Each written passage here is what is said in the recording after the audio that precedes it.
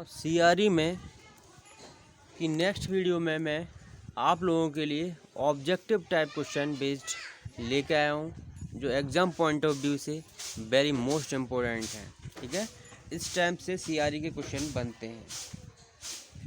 आप लोगों ने सीआरई के जो प्रीवियस वीडियो हैं बहुत सारे डाल दिए मैंने, उन प्रीवियस वीडियो को देखिए और जितने भी डाउट होंगे आप लोगों के सारे क्लियर होंगे।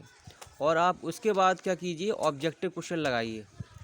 जितने ज़्यादा से ज़्यादा क्वेश्चन हो सकते हैं ओपी गुप्ता से या राम प्रसाद से, जितने भी क्वेश्चन हो सकते हैं वो क्वेश्चनों को लगाइए और उसके बाद देखिए कितना वीडियो इफेक्टिव रहते हैं। ठीक है, नाउ हम बात कर लेते हैं फर्स्ट सीआरई क्वेश्चन की। The factor affecting the rate homogeneous reaction. Homogeneous reaction की जो रेट होती है उनको कौन सा फैक्टर अफेक्ट करता है? तो कौन कौन से फैक्टर मैंने आप लोगों के लिए बताए हैं? मैंने आप लोगों के लिए जितने भी इससे रिलेटेड फैक्टर हैं वो आप लोगों के लिए मैंने बताए हैं। जो आपका रेट है, रेट ऑफ रिएक्शन, मैंने आपको बताया है the rate of reaction minus R is equal to K C ए की पावर एन। तो ये आपकी कंसंट्रेशन होती है। दैट मीन ये कंसंट्रेशन रिएक्टेंट कंसंट्रेशन पर डिपेंड करता है। ये अफेक्ट कर सकता है, कंसंट्रेशन को बढ़ाएंगे घटेगी क्या होगा। आपको पता होगा जो आपका के होता है is the function of temperature. जो आपका टेम्परेचर का फंक्शन होता है, तो आप प्रेशर को मैंने बताया था, प्रेशर को इंक्रीज करेंगे तो क्या इफेक्ट पड़ेगा रेट कांस्टेंट पर। तो these are the affecting variables factor which affect the homogeneous reactions. तो बेसिकली 4 होते हैं, मतलब दैट मीन 3 टाइप। टेम्परेचर, इसका ऑप्शन के हिसाब से देख लेते हैं। Temperature only not, pressure only not. तो मैंने अभी टेम्परेचर बताया, कंसंट्रेशन भी बताया और प्रेशर भी होता है। तो इस प्रकार से ऑप्शन इसका डी बनता है। It is the right answer. Temperature, pressure and reactant concentration which affect the rate of homogeneous reaction. इस प्रकार से आप लोग पहचान लेंगे। नाउ सेकंड क्वेश्चन की बात कर लेते हैं। निम्नलिखित विकल्प में रेट ऑफ रिएक्शन का सही एक्सप्रेशन क्या होता है? सही एक्सप्रेशन आप लोगों के लिए मैं इस तरह से बताता हूँ, A plus B gives product P. ठीक है, जब आपकी द रेट ऑफ रिएक्शन लिखेंगे तो आप लोगों के लिए पता होगा कि प्रोडक्ट, उसके बाद में आप लिखते हो वॉल्यूम मल्टीप्लाई टाइम लिखते हो, पर यूनिट टाइम में कितना रिएक्टेंट डिसअपीयर हुआ है। तो हम रेट ऑफ रिएक्शन का सही जो एक्सप्रेशन देखेंगे तो प्रोडक्ट में कितना फॉर्म हो रहा है, कितना चेंज हो रहा है, उसके वॉल्यूम कितना है और उसका टाइम कितना है। इस हिसाब से द रेट ऑफ रिएक्शन का सही एक्सप्रेशन होगा the moles of product form बटे वॉल्यूम मल्टीप्लाई टाइम। इस प्रकार से आप पहचान लोगे। It is the A option is right answer, क्योंकि बी ऑप्शन में देखेंगे जो आपका मोल्स ऑफ रिएक्टेंट है, तो रिएक्टेंट का भी ऊपर होता ही नहीं है, नीचे ऊपर प्रोडक्ट होता है। अनरिएक्टेड मोल्स हो ही नहीं सकता है, ऊपर प्रोडक्ट होता है नीचे वॉल्यूम है इसमें, लेकिन इसमें टाइम नहीं देखा है। तो पर यूनिट टाइम में कितना वॉल्यूम चेंज हो रहा है। ठीक है, तो इसका ए राइट है। ठीक है, नाउ इसका थर्ड क्वेश्चन देखेंगे। 2 क्वेश्चन आई थिंक आप लोगों के लिए बहुत अच्छे समझ में आ गया होगा। नाउ हम बात करेंगे थर्ड क्वेश्चन की, द ऑर्डर ऑफ रिएक्शन। जो मैंने प्रीवियस वीडियो कराया है तो उसमें ऑर्डर ऑफ रिएक्शन के बारे में बताया है और उसमें देखना कितना इजी वे में ऑर्डर ऑफ रिएक्शन बताया है, विद एग्जांपल बताया है। इसमें क्या हो सकता है ऑप्शन की बेस पे देखेंगे। The order of reaction, number A option दे रखा है, number of moles of reactant taking part in the reaction. जो मोल्स रिएक्टेंट के मतलब किसी भी रिएक्शन में भाग लेते हैं, क्या वो ऑर्डर ऑफ रिएक्शन है? The power of any one of reactant concentration. अगर आपने मैंने देखा कि ए प्लस बी गिव्स पी दे रहा है, इसकी 2 कंसंट्रेशन है, इसकी एक है, तो आप देखेंगे minus R A is equal to K C ए की पावर 2 और सी बी की पावर 1। तो इसकी जो ऑर्डर ऑफ रिएक्शन होगा इन दोनों का समेसन होगा, ना कि एक का होगा। तो ये भी कट हो जाता है, ये भी कट हो जाता है। The concentration of intermediate species, जो इंटरमीडिएट बीच में बनते हैं क्या उन पर कंसंट्रेशन पर डिपेंड करती है ऑर्डर ऑफ रिएक्शन? नहीं करती है, तो ये भी कट हो जाता है। इस प्रकार हमारा ऑप्शन बनता है D, the sum of power of concentration of all reactants. जितने भी रिएक्टेंट हैं उनकी कंसंट्रेशन का अगर हम पावर को सम कर देते हैं तो वो ऑर्डर ऑफ रिएक्शन बन जाती है। That called is right answer, the sum of power of concentration of reactant. इस प्रकार से आप इजी वे में सबसे पहले क्वेश्चन को पढ़िए, फिर उसके ऑप्शंस को पढ़िए और उसे क्या हो सकता है उसे रिलेट कीजिए अच्छे से। जब आपके पास बेसिक नॉलेज होगी तभी उसको सॉल्व कर पाएंगे। इसीलिए मैं कह रहा हूँ जो प्रीवियस CRE के क्वेश्चन वीडियो पढ़े हुए हैं उनको देखिए अच्छे से, तभी आपको पता चलेगा कि किस प्रकार से मैं क्वेश्चन को सॉल्व करूँगा। ठीक है, आगे देखते हैं fourth question. The rate expression for homogeneous reaction compares. जो आपका रेट एक्सप्रेशन है फॉर होमोजीनियस रिएक्शन के लिए क्या होता है? मैंने अभी आपको बताया था rate of reaction minus RA is equal to KCA की पावर n। तो जो आपका रेट ऑफ रिएक्शन है वो कंसंट्रेशन पर डिपेंड कर रहा है, रेट कांस्टेंट पर डिपेंड कर रहा है। लेकिन अब ऑप्शन पे देखते हैं, अगर आपकी रेट कांस्टेंट होगा तो rate constant is a function of temperature, temperature पर डिपेंड कर रहा है।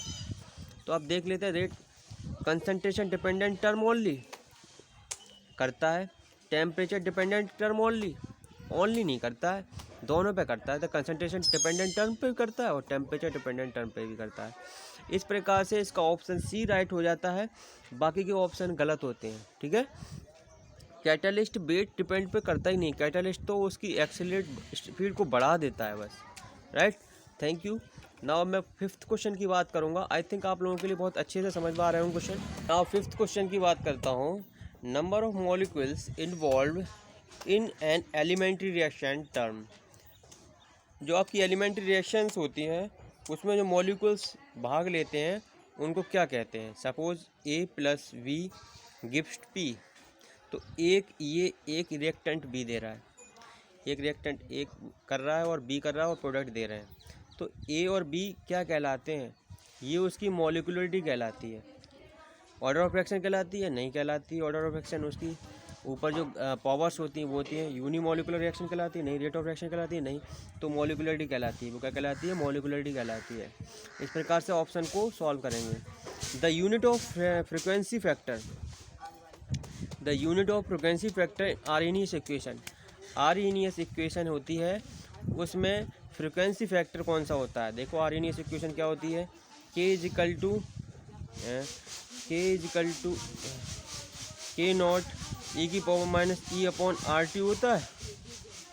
तो आपका जो K नॉट है that called is frequency factor, frequency factor, ये आपका फ्रिक्वेंसी फैक्टर होता है। अब इसकी यूनिट क्या होगी? इसकी यूनिट क्या होगी? इसकी यूनिट जो आपका रेट कांस्टेंट होता है उसके समान होती है। मोल्स पर मीटर क्यूब नहीं होती है। Same as rate constant, rate constant के समान होती है। जैसे -RA इजिकल टू KCA की पावर n, जो इस K की होती है वही K नॉट की होती है। तो फ्रिक्वेंसी फैक्टर की यूनिट होती है same as rate constant. Right, B option is the right answer. I think आप लोगों के 6 क्वेश्चन हो गए। अब समझ में भी बहुत अच्छे से आए होंगे, एक एक ऑप्शन के बारे में मैंने अच्छे से समझाया है। अब हम बात कर लेते हैं नेक्स्ट क्वेश्चन की। Now the reaction type. देखो मैंने आप लोगों के लिए सभी टाइप की reaction, parallel reaction, series reaction, what is the parallel, what is the series reaction, इस टाइप की प्रीवियस वीडियो मैंने कराए हैं और बहुत मोस्ट इम्पोर्टेंट है। प्रीवियस वीडियो को देखिए आप। ठीक है, the reaction of type A से R, R से S बन रहे थे। It is example. A से R, R से S, ये किस A से R, R से S बना, ये किस टाइप की अभिक्रिया का उदाहरण है? ये आपकी सीरीज रिएक्शन। मैंने आपको पहले बताया है A से R बन रहा है, S बन रहा है, that is a parallel reaction. Parallel reaction, A से R बन रहा है और R से S बन रहा है, that is the series reaction. Series reaction तो आप इसमें लगा सकते हो A से R, R से S बन रहा है, तो that is the B option.